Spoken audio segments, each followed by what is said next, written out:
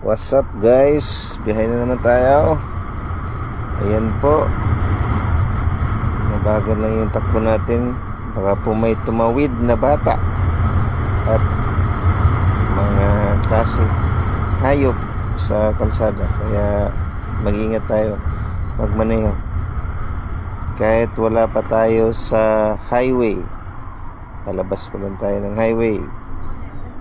Ayan, malapit na tayong lumabas ng highway. Diyan po, yan ang laging tandaan natin kapag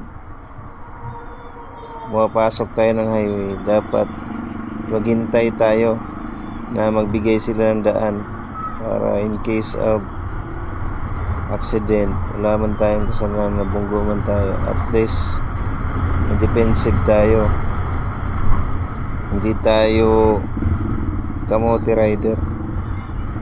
Maghintay tayo sa tamang oras. Meron at merong magbibigay niyan para makapasok ka. Yan, lapit na ako sa aking trabaho.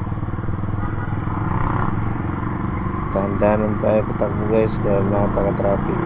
Kailangan nating mag-ingat. Salamat guys.